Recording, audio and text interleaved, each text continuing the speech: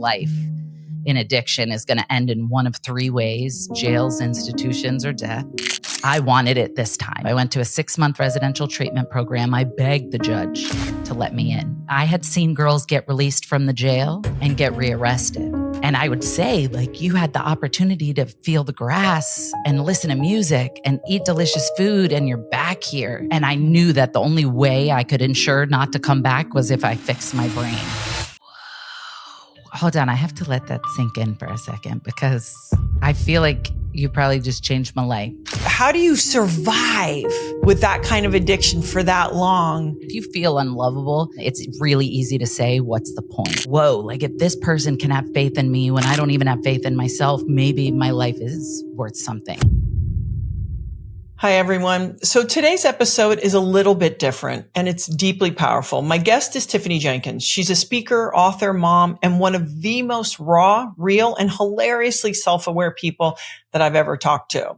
You may know her from things like Juggling the Jenkins or her podcast, Take It or Leave It. But what you might not know is the full scope of what she's overcome: decades of addiction, a stint in jail, and some of the darkest moments that are imaginable. And somehow she's taken all of that and turned it into a platform to help others feel seen, understood, and less alone. In this conversation, Tiffany gets real about addiction, mental health, motherhood, and the messiness of healing. We talk about what it means to rebuild a life, how to show up for yourself when no one else is, and why the people who feel the most deeply often carry the heaviest loads. So whether you're personally navigating something hard like addiction, or you love someone who is, this episode is packed with wisdom, humor, and hope. Welcome to the Gabby Reece Show. Let's go.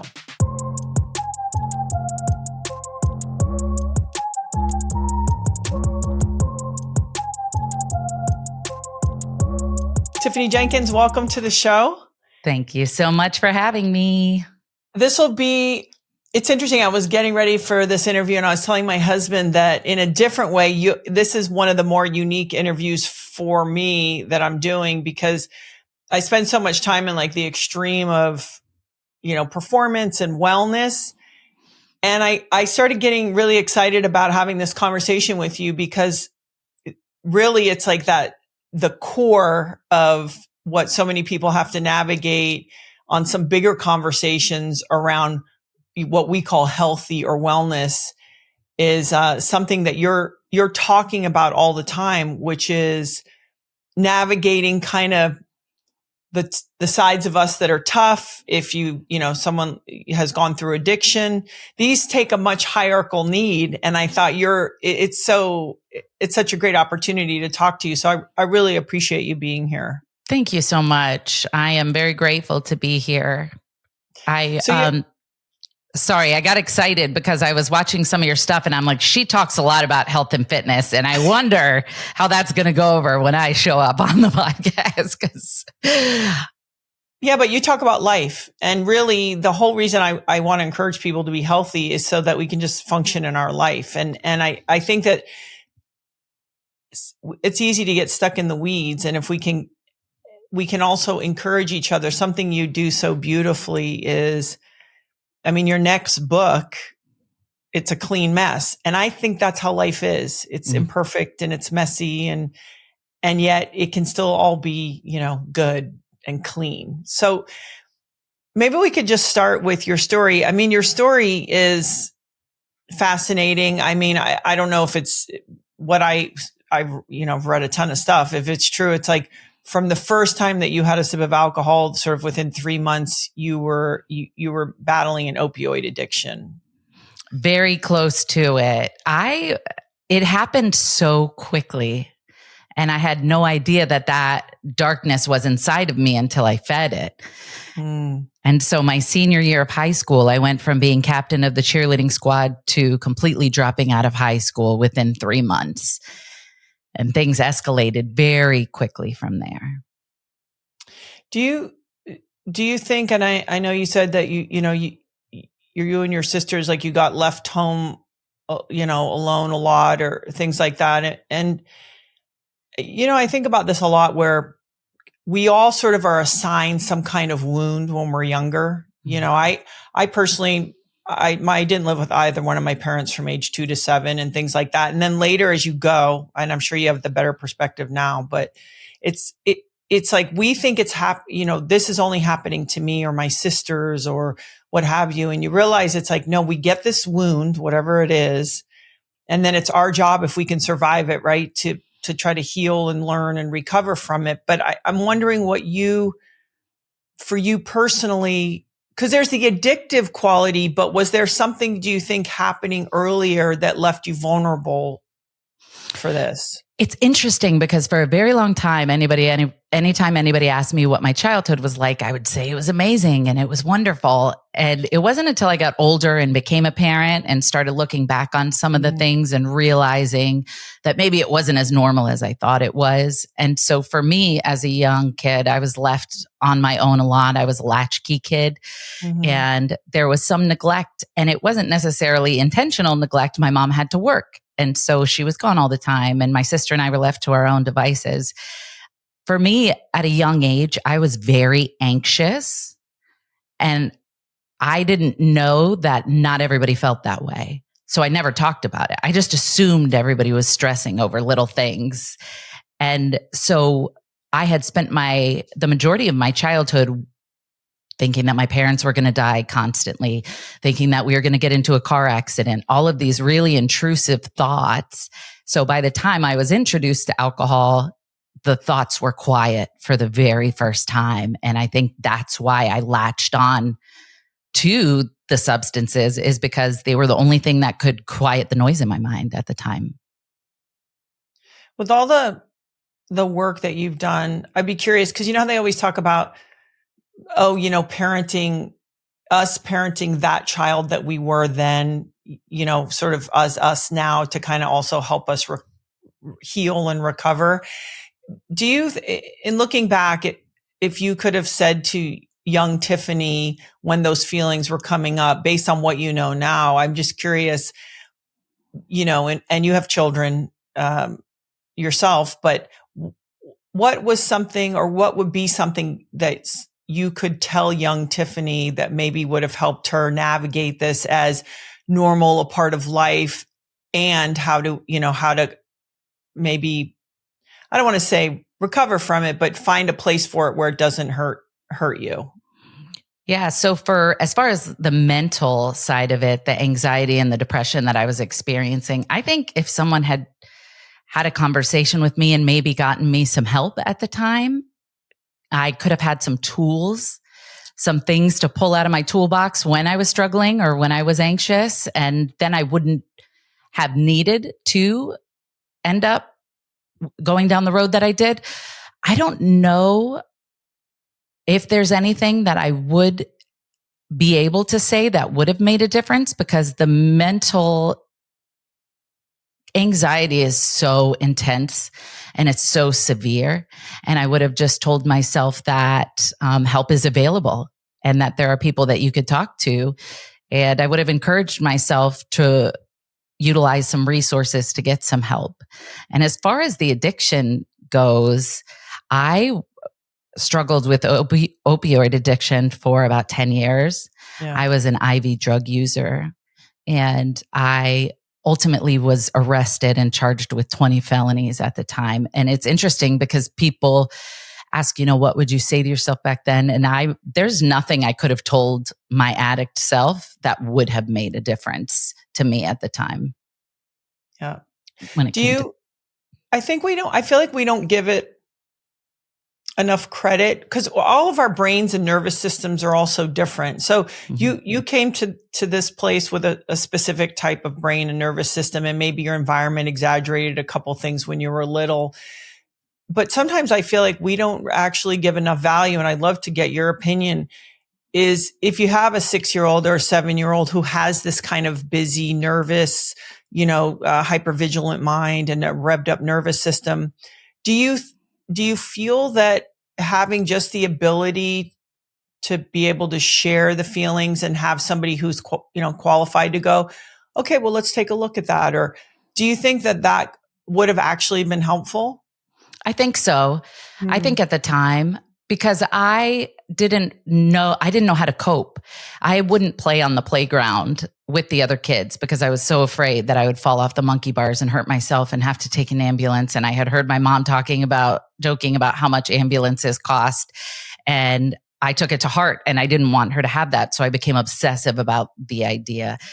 And I think it's interesting because I have kids now and I feel like I'm at an advantage because I can see signs of it in them. Even now, I can see signs of anxiety, and it allows me to broach the subject with them and offer them tools and help. Like I've got my kids in therapy because I think therapy is wonderful, in my opinion. Our brains are so complicated and we can't fix them ourselves. So taking them to a professional is always great. I think at a young age, just having an outlet, having somebody to talk to tell me those thoughts weren't normal would have definitely made a difference. Yeah. I was telling, my husband is a pretty intense, extreme person. He dealt with alcohol for the first maybe 12 years of our marriage. And then about 18 years ago, he decided that he wasn't going to drink alcohol anymore, but he's pretty extreme. And when I was doing my homework for this, I said, Tiffany goes big, like in everything, right? Like I was even laughing about how you had your children very close together. Like it just feels like it's such an interesting blend of like the sensitivity and then, but sort of like full on. And so how did you get your hands? I know you actually were in a relationship with someone in law enforcement, which is pretty genius, actually. I thought so. You know what I mean? Like if you're like, hey, if I am doing this and that, but how do you survive with that kind of addiction for that long and sort of, doing whatever it is you got to do on the hustle to get what you need? How did you survive that? Because you have to be durable to survive that. Absolutely. And it's when you're an addict like I was, it is your only focus, your number one focus. The reason that I used so much and that I was so terrified to stop using was A, because I didn't know who I was without drugs, and B, because the pain of withdrawal was so severe that I would have gladly chosen death over detox any day of the week. And so I had to do whatever it took to get my drugs because every day, if I didn't have them, it would feel like I was on fire and the drugs were my water. And so I was on autopilot. My mind had 3 stops. It was like a train. And the first stop was getting money. Second stop was getting drugs.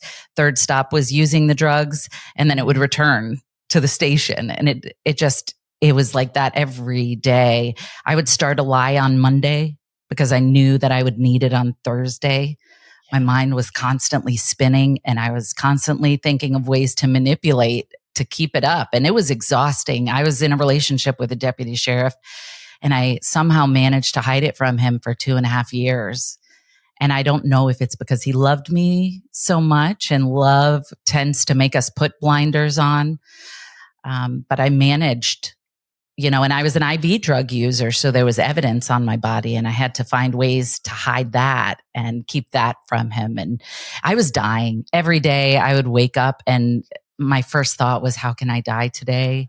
And then my second thought was, how can I get money so that I could get drugs to be clear-headed enough to find a way out of this mess? Yeah. I think a lot more people have versions of this in their day-to-day life. And I thought even just going through this with my husband on a really different level, but he's very sensitive. I'm pretty, I think about things more than just straight feel them. He's very heart-based. And it started to really occur to me that it feels like a lot of times when people are wrestling addiction issues, there's the chemistry part of it, especially opioid use. I mean, it's almost a sin how perfectly it lines up with your neuropathways in your brain. But I started thinking like, no, these are the sensitive people, right? These are the people that they feel the world, they feel other people. If someone's in the thick of it right now, like you've been, and I it's like no one can reach them, how do you find up? How do you find down? Is there anything that you would say to them, or what could we say to help them if they're really in it right now? I think the best thing that anybody who loves an addict or an alcoholic could do is educate themselves on how to love somebody that way, because there's such a fine line between loving and enabling, and it gets so blurry. And a lot of times people don't realize that in an attempt to love this person, they're actually making it so that they could continue living in their addiction longer by making it easier on them. If somebody loves an addict, I would say take care of yourself. It's so easy to try to save somebody and you end up getting swept out along with them. You lose yourself in the process. So take care of yourself. And if you have to love from a distance, love from a distance. And this is just my opinion based on my addiction and what I needed. But I needed to be in jail with nobody putting money on my books, nobody visiting me, nobody bailing me out. I had to sit in suicide watch by myself, looking around and realizing that nobody was coming to save me in order to want to save myself. And it was only in that low desperation that I found the strength to fight for my life again. But it's so hard because people who know an addict don't know what to do and don't know how to help. And there's tons of resources out there that are super helpful, like Nar-Anon. It's really cool. They have videos, they have meetings, they have classes, they have all kinds of awesome resources, because none of us are born knowing how to cope with addiction. None of us plan on this being our lives, whether you're the loved one or the addict. And so thankfully, people have gone and done the work and found some answers that help. Well, and I think the tricky thing is, right, like the world tends to define things like, that's right, that's wrong, this is good, that's bad. And I think for the addict, it's like they start feeling I'm bad. And versus this is like a extension of a real biological and human behavior, and someone gets swept up in it. And imagine, I can only imagine too, if it's your child, right? Like easy to say, oh, love them from far if it's a friend or a sibling.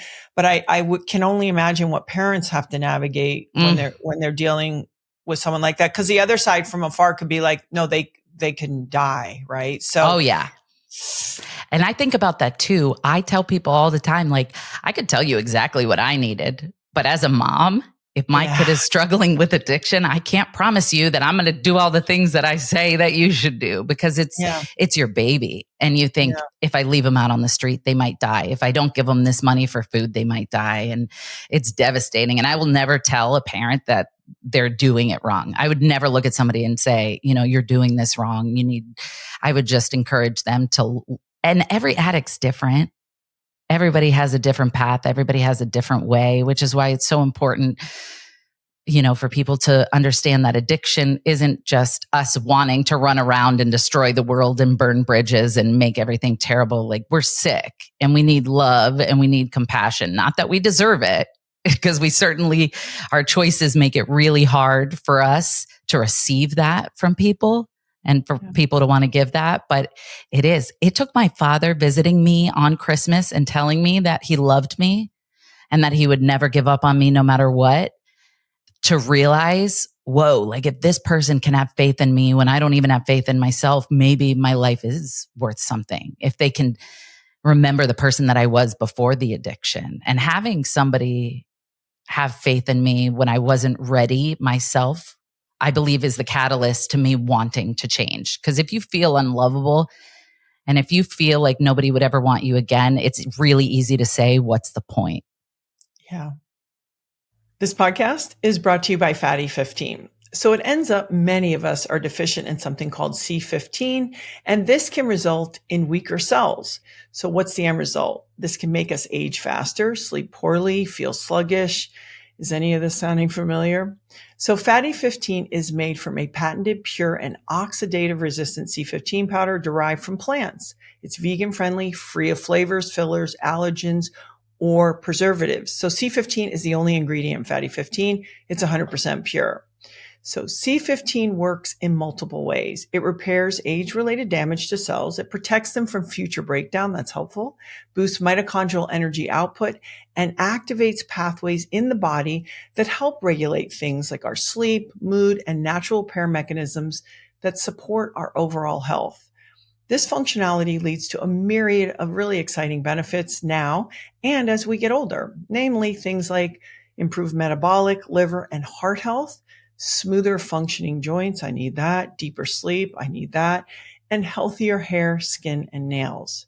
So Fatty 15 is on a mission. They want to replenish your C15 levels and restore your long-term health or protect it. You can get an additional 15% off their 90-day subscription starter kit by going to fatty15.com/Gabby and by using the code Gabby, Gabby at checkout. So that's fatty, fatty15.com/Gabby. And don't forget to use the code Gabby at checkout for your savings. It's funny. One of my favorite words in the whole world is grace. It's like being a human being and realizing like we're flawed and we receive grace in so many small and big ways. So you went to jail for a bit and then you went to sober living. When you're in a sober living, is it sort of like you're going through the motions, or were you thinking, yeah, no, I'm redirecting the trajectory of my life, and I guess what's the buy-in? Because you do have to buy into the process of living a sober life and sort of the guardrails that you put up. What was that like for you? For me, I had been to rehab one time in 2009. And the only reason I went is because my mother passed away and I was getting a trust fund. And I knew if I got the money that I would end up dying. And I thought my mom would want me to go to rehab. So I went. I didn't want to. I went because I felt like I should. And I was defiant the entire time. I thought I knew more than everybody. I wasn't listening to anything anyone was saying. I even celebrated graduating by going and buying my alcohol because I didn't think drinking was my problem. This time after jail, after experiencing the lowest of the low and realizing that life in addiction is going to end in one of three ways: jails, institutions, or death. I wanted it this time. So I dove in headfirst to rehab. I went to a 6-month residential treatment program. I begged the judge to let me in. That's how bad I wanted it. Because I had seen girls get released from the jail and get rearrested. And I would say, like, you had the opportunity to feel the grass and listen to music and, eat delicious food, and you're back here. Like, why? And I knew that the only way I could ensure not to come back was if I fixed my brain, because this is coming with me everywhere. And if I don't fix it, it's just going to keep leading me right back to the same spots. It's funny because if I could ask, how old were you in 2009? That's a good question. And I'm horrible at math. I didn't graduate high school. I don't know if you remember that. Just kidding. I'm just kidding. What year were you born? So I was born in 1985. And okay, so So you were 20, 4, something like that, right? Does that seem right? Yes, when my mother passed away. Yes. Okay. I mean, that's pretty clear.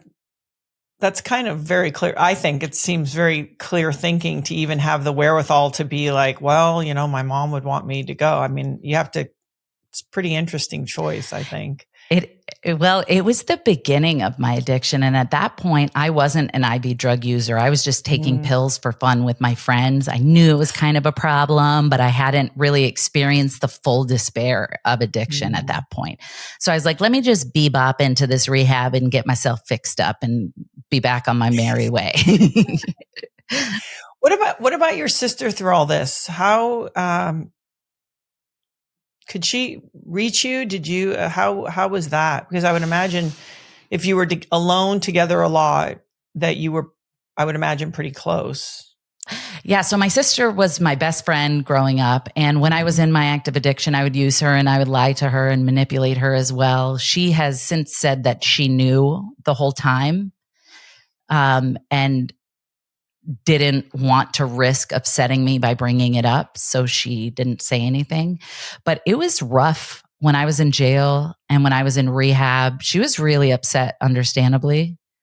And in a way, she would question me, and understandably. And it took a long time for me to regain her trust, a really long time. And the world has come around full circle. It's so interesting because she's going through some things now. Like there was a point in time when I was in rehab and I was begging her for rides. I was begging her for money. She was taking me places. I had nothing to my name. And now she is going through some things and she's actually living with me. And I've been able to give her a place to stay. And it's just really cool to be able to provide that for her, thanks to getting clean and recovery. I was given a second chance with my family. I'm just curious if someone, again, maybe they're rebuilding, they're in the process of rebuilding from whatever they've been going through, if it's an addiction or, a rough patch. And you know how you kind of have to wait it out for people, you're sort of going to work it through to say, well, we'll rebuild the relationship. Mm-hmm. How do you create that pocket of kind of self-love? Because you've changed, right? Mm-hmm. Like your behaviors have changed, your lifestyle's different, and you just have to wait for everyone else to catch up and rebuild it. How do you give yourself that fortification and kind of love to say, this is who I am today. This is the me now. They're still responding to the old me, to keep that kind of going forward. What were you able to tell yourself? Because I would imagine you're like, I've changed. Can you guys change with me? Yes. How did you hold that together until those relationships were rebuilt? If it was up to me, I would have just been mad at everybody for not accepting me right away and not talked to any of them ever again and been like, how dare you not trust me? I've been clean for 10 minutes. Like, what do you mean I can't hold your purse? It was one of my counselors who said, these people, your family, they're a bonus in your recovery, but they're not a requirement. Mm-hmm. So it isn't your job to fight to prove to them that you're doing the right thing. All you have to do is make sure that you stay clean today. And eventually, only through your actions will they see that you've changed. In the meantime, prove it to yourself, nobody else. And so I really had to adopt the mindset that, okay, my sister's a bonus. She's not a requirement. I can't focus too much on trying to get her to see that I'm a different person because I have to figure out how to pay taxes like a normal adult and how to cook chicken and how to save money. And because I never took the time to learn all these things during my active addiction. And so when I got into rehab and into the halfway house in the real world, I was like, I have no clue what I'm doing. I think that's really such a powerful statement. I actually even think that could overflow into parenting, meaning, it's like there's a part in parenting where if you feel like, I have 3 daughters, but it's like your head's down and you're like, I'm going to commit to this job, regardless of like, is this one loving me right now? Is that one, do I understand what the outcome is even? You know how your kids go through phases and stages and you think, oh my God, like, is this going to be who they are or whatever, the myriad of different chapters. And so I almost feel like that philosophy that you learned probably could be helpful even in pursuit of like going to the gym. It's like, okay, a cute butt is sort of bonus, but if I focus on, moving and trying to eat the best I can, that's what my job is. Hold on. I have to let that sink in for a second because I feel like you probably just changed my life. I am so terrified to go to the gym. I'm afraid of looking stupid. I'm afraid I'm going to do it wrong. I'm afraid people are going to make fun of me. And if I could apply that same thought process that I had in the beginning to this gym or working out or exercising, I feel like I could do it if I adopted that same mindset that I had, the tenacity, the drive that I had to get clean. If I viewed my health in the same regard, which as of today, at the moment, I'm not. But if I did, I feel like then I'd be willing to fight and show up even when I don't want to. Yeah. I think, Interesting. I think if you don't grow up, like I grew up in sports, and so I have a different relationship with that. But if I could tell you, it's exactly the same. It just is. And the fact that you can do that in probably in a certain way, a much harder area than going to exercise, Right. because you're dealing with a physiological craving. I think you could kick its ass personally. That's awesome. That's inspiring. Well, That's gonna stick with me. If anything, that's gonna definitely okay. stick with me. Thank you. Thank you. I really, I think, like I said, when I was reading this, I go, she goes big at everything. So you go to recovery and you end up having, wait, is this like you get pregnant and then get married, right? Yeah. And Yes. then how many, and then your kids are like 17 months. How close together are they? They're 16 months apart. Yeah. Yeah. And I got pregnant. I was living in the halfway house when I got pregnant. Uh-huh. And that was not part of my plan. I still didn't know how to live like a normal person without the use of drugs. The idea of being responsible for another person was terrifying. And to be 100% honest, I hardly knew the guy. He lived in a halfway house on the next street over. Like this, on paper, it looks bad. But we decided to go ahead and get married 5 months after knowing each other. And my son was born on my birthday, which was super cool. And then when he was 6 months old, I found out I was pregnant again. And then when my daughter was 2 weeks old, my husband's daughter from a previous relationship came to live with us at the time. So I went from being single in a halfway house to a married mom of 3 in 2 years. And it was very intense. Yeah. And 2 people who are recovering. Absolutely. Yeah, that's a lot. Well, you said something really interesting. And this is something that is really important to me that I want for myself and for my friends and sort of, for people. Is we live in a world where everything's like the picture of like, oh, it looks good. It's pictured good. It's, it's perfect. And I think we do ourselves such a disservice. Like you go, on paper, it doesn't look good, right? No, it just is what it is. Mm-hmm. And you showed up. So on paper, it looks like a challenge. Yes. But the fact that you rise to the occasion and took it on, that to me, that's what matters. I think, and we don't get permission to say, man, that's why I love the title of your book that's coming out, Clean Mess. It's like, there is no person living who's being honest, who's in real relationships, that it is not messy. There just isn't. Exactly. Period. So why we all pretend like, it's so perfect and all this, I don't understand. I don't know why we think, I used to joke with one of my daughters. We go see her friend's house and she goes, it's in this gated community, and she'd go, look at all of their hedges. They're all even, like the whole neighborhood. I go, be wary of people whose hedges are perfect. Absolutely. Like what's going on in the house, right? And so it's just like, come on, come on with that, like it's, so that's funny. So tell me how long you guys how was that transitioning from, were you thinking about using when the kid, and I think you discussed going through postpartum. So you have these things kind of stacked on you, learning to live. Now you're caring for others. Maybe you're dealing with some hormones. Maybe is there a calling, for an escape? What did you build around you to help you deal with that? Absolutely. I had postpartum really intensely after my daughter was born. And I didn't want to be a mother anymore. I didn't want to care for the kids. I resented them for existing. It was super dark. And I couldn't talk to anybody about it because I didn't want them to call the police on me or think I was a bad mom.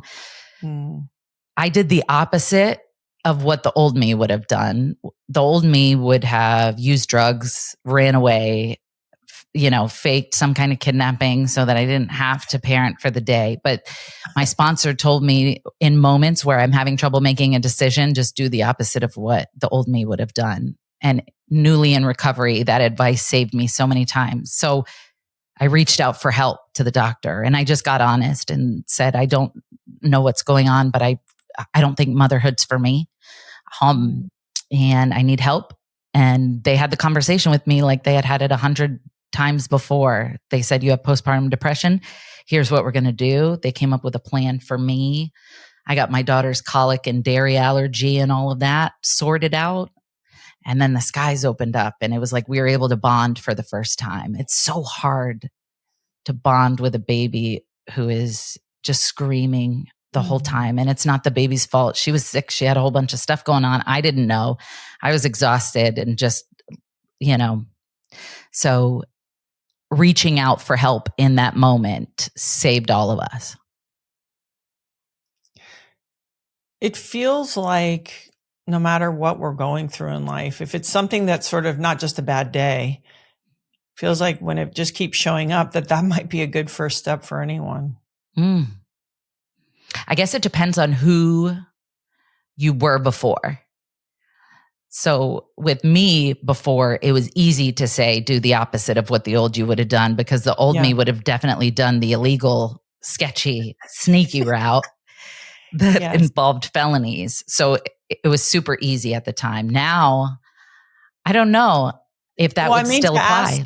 Or just ask for help. It's just, even if it's just like, I think a lot of times we think there's something wrong with us. And I think I've heard you say, ask for help a few times. And I've gone through things like I went through something with my middle daughter in particular, when she turned about 13, that I didn't know what to do. And I thought, I need to get some help. And I think sometimes, it's this weird thing of we live in a time where maybe everybody thinks, life is hard, right? Like you got to work, pay bills, relationships. It's hard. So we live in a culture, I think, that is a little bit more victim oriented, but I don't ever want that to tone out the idea of it's perfectly good to ask for help. Absolutely. And I think that the difference is, and this is coming from no expert opinion whatsoever, but I think the difference is when you live in that victim mentality and you're not making steps towards bettering it, you're just using it as a sword to walk around cutting people with, that's when it's a problem. Right. And if you're, in the victim mentality and you're like, I don't want to be here. I want to get out. What do I do? Then I think that there's hope. But some people, even me at times, I thrive in a victim mentality. Like if I could have a pity party all day, every day, I probably would. And I don't know why, but sometimes I get comfortable in that role. And I think it's because it takes the responsibility off of me. Like if somebody else is doing something to me, I'm the victim. So this isn't me. So I have to constantly remind myself to take ownership in my part and to reach out for help when I need it. Yeah, I really appreciate that. I used to work with I have a good friend named Byron Katie, and she has a program called The Work. And in there, she says, the victim is always violent. And you're like, oh, because we always think of victim as somebody on their back, but you said it, running around with their sword. So it's such an interesting little, a nuanced thing, because people go, well, I feel like the victim, but really they in certain ways are actually also being the aggressor. So it's so fascinating. Absolutely. What things have you put in place today to, I think the joke is like, you don't like the T word. Is that right? That you don't like, trigger? I don't like, I personally, that word, for me personally, I have my youngest daughter. She once made the mistake of saying to my husband, that, it's triggering. He's like, oh, don't you ever use that word. It's so funny. Good story. And then I think I heard that when I was doing my homework. I was like, oh, that's really funny. That's so funny. Well, the word did upset me until I realized what it meant. And then I was like, okay. And it's just something that sets you off. But at the time I was like, what are you saying? Like, I'm a soft baby and I can't handle it. I didn't know what triggered meant. Yeah. But it does get overused. I did appreciate. Yes. I was like, oh yes. Yes. What do you have? And I know, you're making your own relationship with, exercise and food. It seems like that is an ongoing, which makes a lot of sense. It's ongoing for a lot of people, especially people busy like you. Mm. But do you have other little things? So you'll ask for help if you need it. Are there any sort of rituals or things that you have in place to kind of keep you reinforced in your mental health and sort of just well-being?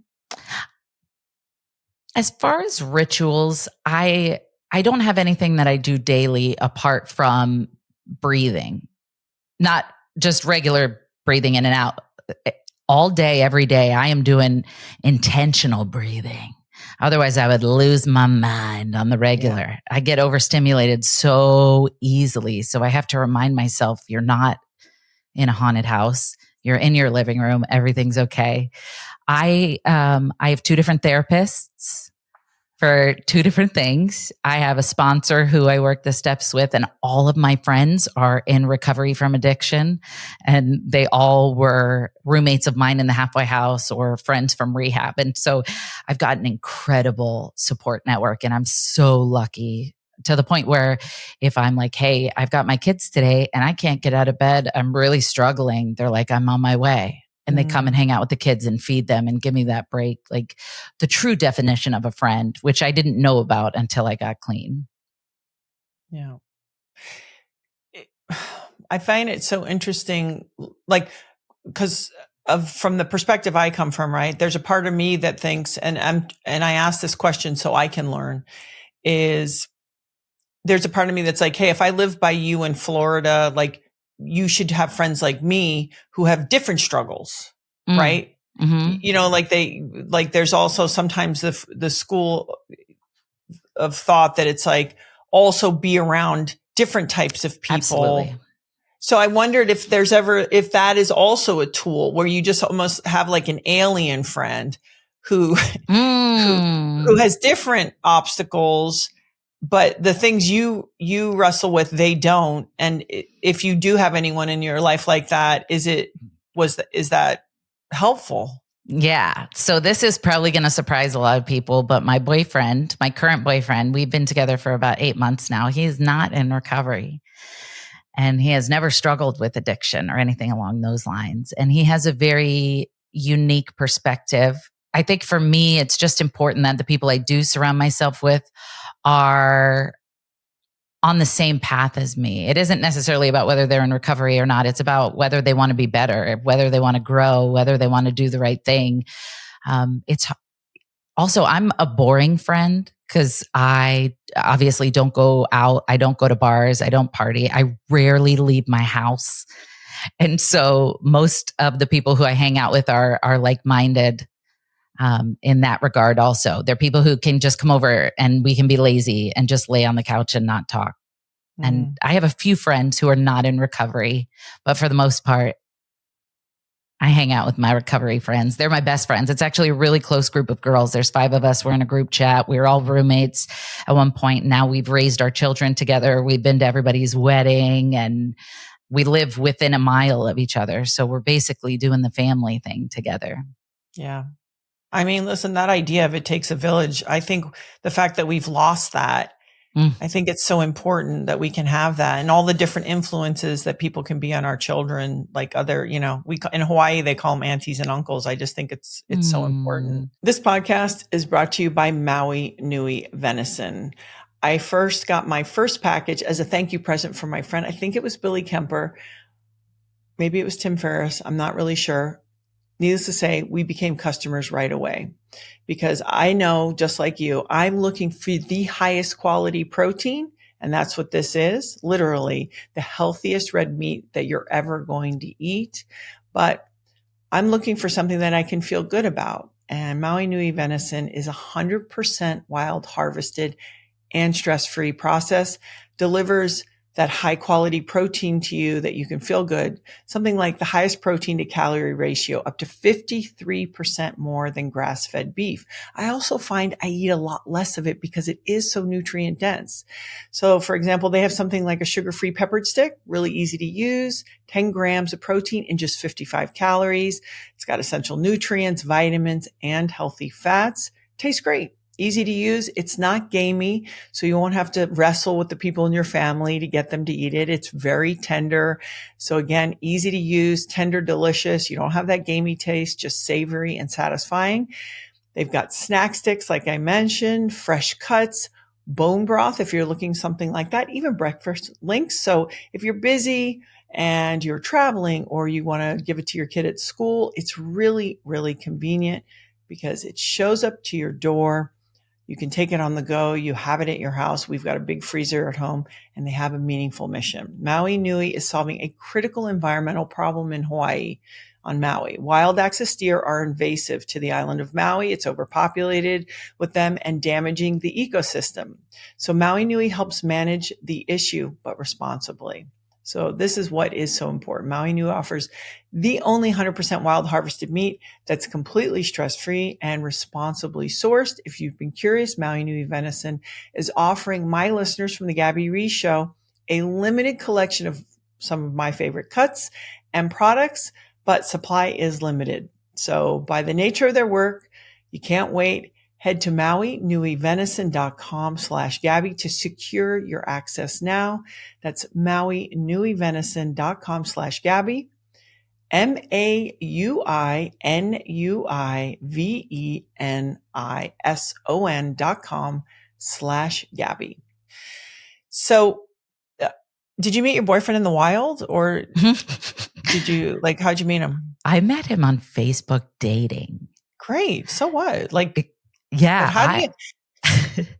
Okay, so it's an interesting combination because you're very public and open and very funny and sort of transparent about so many things. But then, there's this other part where it's like you go through a hard time, let's say like a divorce, and it's like, hey, I kind of want to let that be private. Mm-hmm. So I'm always curious for someone like you who has both flowing in and out, because I think a lot of people in this new world of people who basically are celebrities because of social media, how do you juggle, like, no, this is for me, this is for everyone, no, I need to be forthcoming, no, it's okay to withhold this. How do you navigate that? If I think that part of my story will help somebody, I'll share it, regardless of how it makes me look, regardless of the kind of picture it paints me in. If it'll help somebody, I'll share it. If there's a chance that it'll harm my kids in the future or cause them strife, then I will keep it close to the vest. And that is how I determine most things. Even when I'm making videos with only me, not my children in it, when I'm talking, I have it in my head. One day, them and their friends are going to be sitting around on a couch watching this. So I have to make sure that I don't make it too weird or too inappropriate. And when it comes to the divorce, I mean, I got off the internet completely because it's this interesting dynamic where people who follow you start to believe that when you share your story with them, they're kind of owed all of it. And I struggled with that for a long time and spent some time divulging information I wasn't comfortable with because I felt like I owed it to people. But now I don't care. Now, if it doesn't feel good to share it, I'm not going to share it. If I feel like I'm in a depressed mood and I don't have anything that is going to help anyone, I'll stay off the internet. I don't post just to post. My mental health and the well-being of my kids is number one to me. And so I teeter-totter that line often. And I've gotten a lot more private as time has gone on. And I realize that many of these people don't care about me as a person. They just want the tea. So So I've been I think more discreet. it's people like you who are actually going to be kind of the first line of professional people doing this job, where it's like you're learning through going through it and you sort of go, oh, wait a second, I'll go. It's interesting because I think there's a lot of people who, because 10 years ago, did you think you were going to be doing this? Absolutely not. Right. I mean, it's so amazing. It's like new jobs, new frontiers, new whole things. But then it's like, you got to figure out the rules as you go. Absolutely. It's none of this, even sitting here in this suburban neighborhood with all these fancy people. I don't know how I got here. I feel like I snuck in here by mistake. And it started with me making videos that I thought were funny, that I thought might help people. I did not know that it would become my job and then eventually like my career and my lifeline. And so that's part of the pressure too. I think when you go into a field like this, I don't know if you call it a field, a career. We don't know. It is. It is.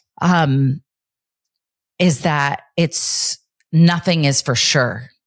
And all it takes is me saying one thing that, is offensive, and then it can be over just like that. And so I have this constant fear of losing everything because I went from living in a halfway house to being able to purchase a home and being able to purchase a car and, have a safe place to lay my head at night. And I know in an instant it can all go away. And so for me, trying to be genuine and true to myself while keeping people entertained has at times pushed me to the brink. It's such a good point. I never thought about this idea of like, oh, someone can pull the rug out very quickly. And I know in this climate, I think it's less certainly now than it was, maybe during COVID and a little bit prior to that.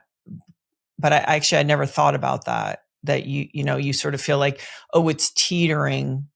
Oh, absolutely. My paychecks for many years came from Mark Zuckerberg, from Facebook. And it was based on, I have no clue who, I guess, ads on videos. Like you never knew how much you were going to make or what was going to come in. There's months where I would be like, we're retiring. This is amazing. And then there's months where I'd get 10 cents and be like, oh my gosh, kids, you have to get a job. Like we're not going to make it. So it's very unstable. It's very uncertain. And there's a level of fear that comes with it because I feel responsible for providing. Yeah. And a smart person would invest in other businesses and, take advantage of that opportunity. But I don't know what I'm doing. So I'm just kind of trying to do what feels right, trying to just stay close to my recovery because I know anything I put in front of my recovery will go away. And remembering what's important, which is my family and my health. Yeah. Overall. What did you, I like how you slipped that in. Do you want me to be your sponsor in your health and fitness life? I can.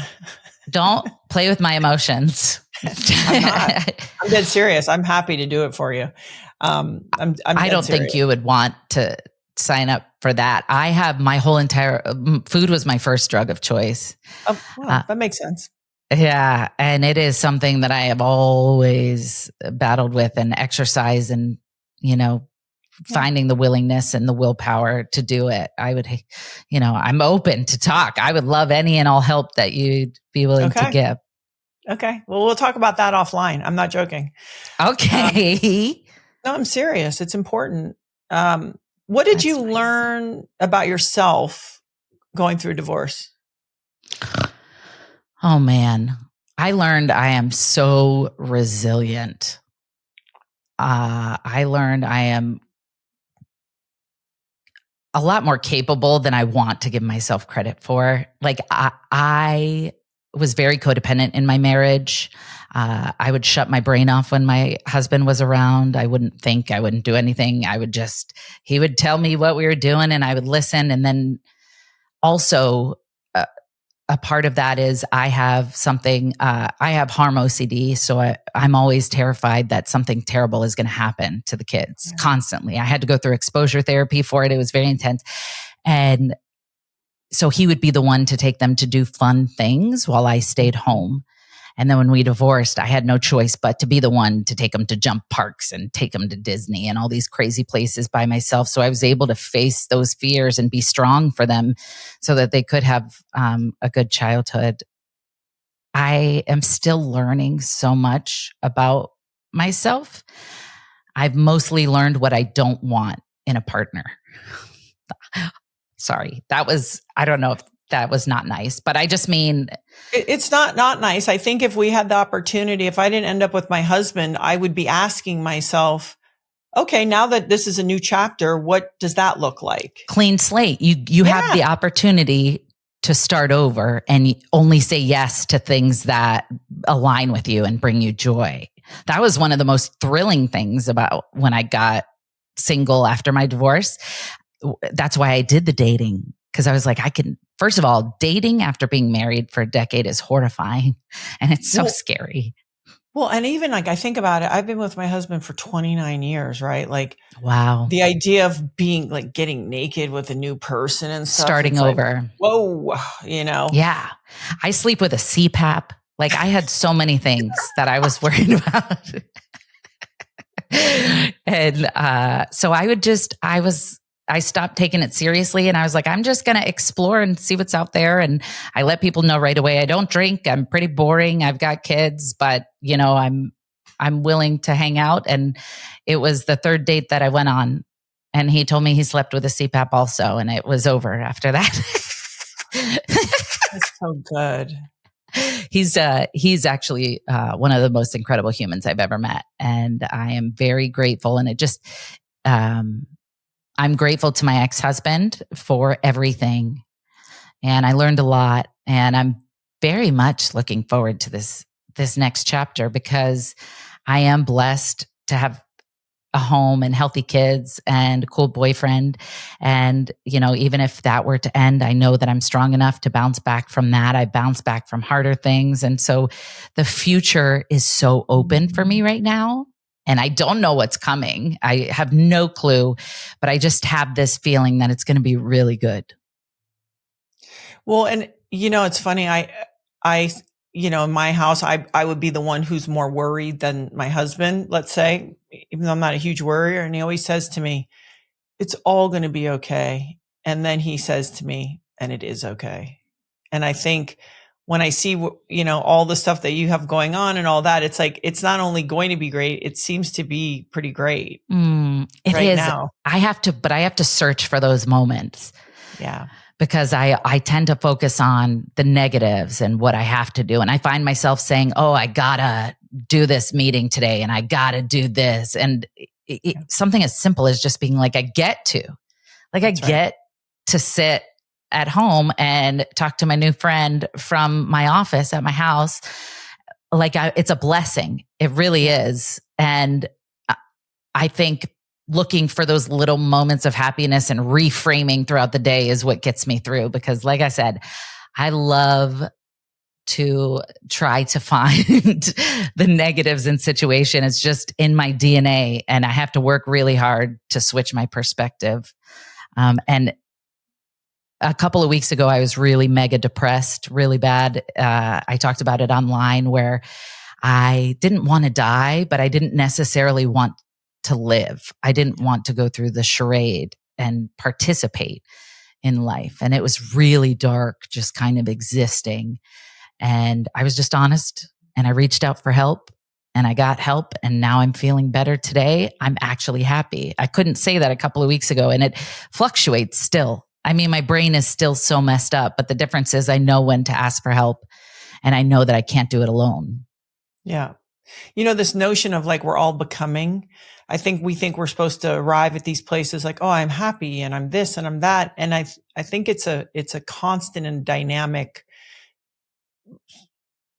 the way we're living. I don't think we land, we don't land on, oh, I'm happy. Oh, my marriage is perfect. It's like, we're always becoming. And maybe if we don't freak out as much when it's going in a direction, then we go, oof, here we go. Because we know that we can always, kind of go to the next. So I'm sure maybe you're having more and more of those references. And so that maybe makes those windows even easier. Absolutely.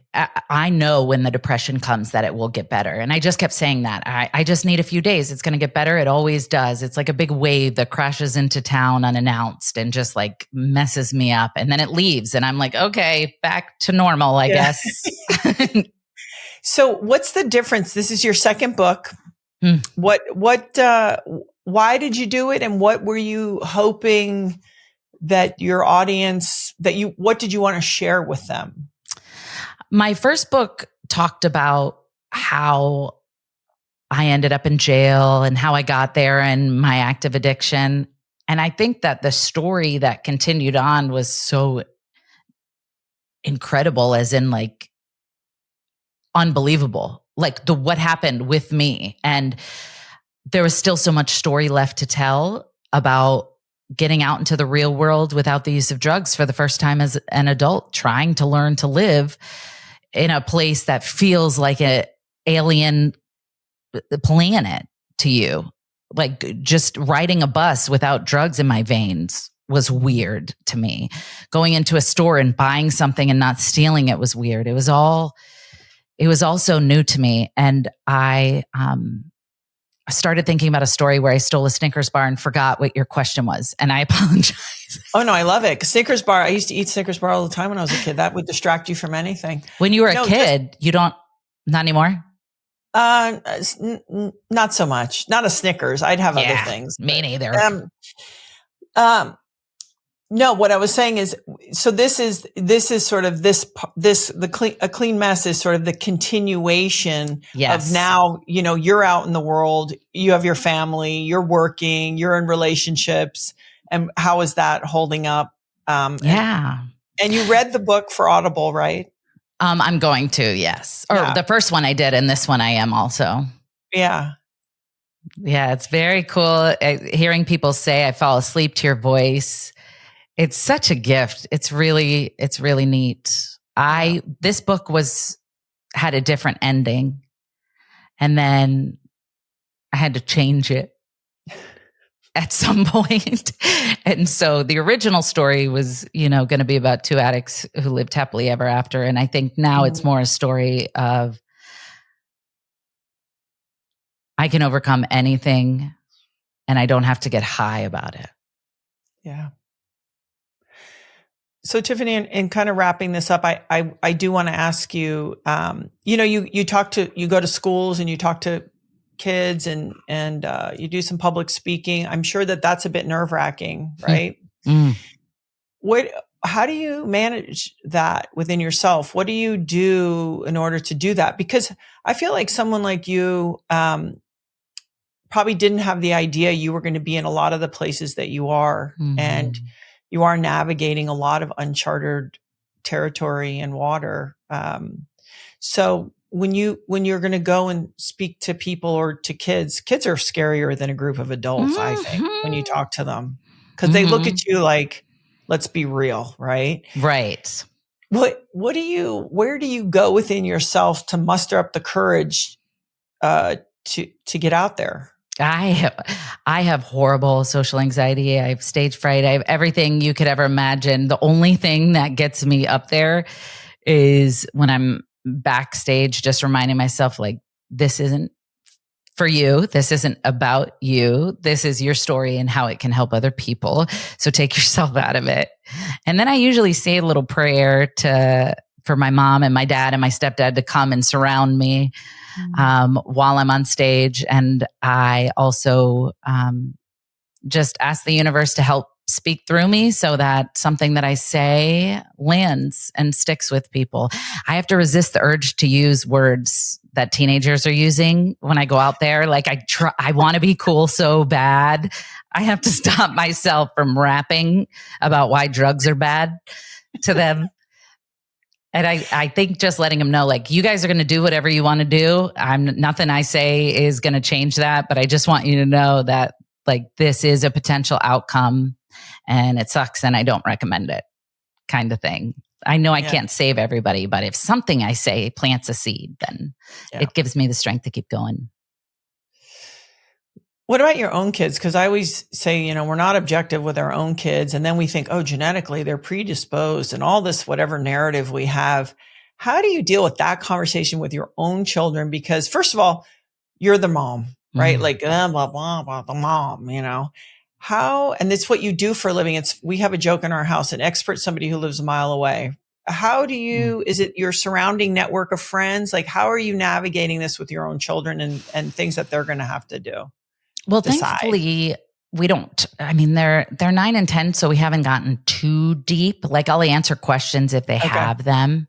I think it'll be cool to be able to spot ahead of time concerning behaviors or warning signs, things that, I didn't notice, or noticing things that maybe other people wouldn't have noticed. But I plan on being so transparent with them. I plan on letting them know, listen, you're going to do what you're going to do, but I will always be here for you. I will never judge you, no matter what time, day or night. If you need a ride, call me, no questions asked, and I'll try to encourage them to do the right thing and lead by example instead of trying to scare them into doing the right thing, because that didn't work for me. I don't think it works. I think people and it's the hardest thing to do, I think, as a parent, is to allow your kids to build a life where their reasons are their own versus something that you thought you were going to beat into them, but really get them to go, well, I don't drink because this is why. And if I believe in God, this is why, not, oh, okay, somebody told me. Exactly. And then you send them off into the world. I'd rather send off my kids at 17, 18 years old with their own belief system as to why they don't do certain things than me trying to shove it down their throat. 100%. I just don't know if it works, especially the stronger willed the kid is, Absolutely. And everybody's different. It's so hard. That's what's so tricky. Tough love works for some people, soft works for other people. And I think that just leading with love is the most important thing. Amen. So you are a busy woman. Please, are you still 2 podcasts? Is this right? I do have 2 podcasts. So can you just share with everyone all the places that they can find you? Because you have a lot of fun with them. You're very transparent, but also there's a lot of important things for people to learn, because addiction, big or small, it impacts everyone, whether it's them personally or we all know somebody. And I think it's such an important thing to bring light to. Absolutely. Thank you so much. I appreciate it. I can be found mostly under Juggling the Jenkins. That was the name that I started when I first started blogging. And I have a podcast called Take It or Leave It. And I have a podcast called The Tiff and Flip Show. Yeah. I know. And you do it with your friends, your best friend's husband. Right. Which is so weird for people. I think it's cool. I get it. Yeah, it is. It is cool. Yeah. I love it so much. We have so much fun. I just can't believe it's a thing that I'm getting to do. Well, you went through the real school, so you know the real lessons. Mm-hmm. If there was any last invitation, if I forgot something that feels really important, that's just kind of speaking to you now, that you want to leave with the audience, I just want to create that opportunity. Thank you. I think it's important to just mention that there's nothing special about me that allowed me to get clean. I don't have any special DNA that made it so that I could overcome addiction. Anybody can overcome addiction. And so if you love somebody who is in active addiction, just keep hope alive, because there's no difference between them and myself. And, life after addiction is always possible for anybody if they're willing. And there's no such thing as a lost cause. Oh, Tiffany Jenkins, thank you so much for your time. And thanks everyone for listening. Thank you. Thanks everyone for spending some time with me. Hopefully you got something out of it. If you did, feel free to share it with your friends, and don't forget to like and subscribe. And also, I want to hear from you. Tell me what's working, what's resonating with you, and how you're getting it done. Keep going.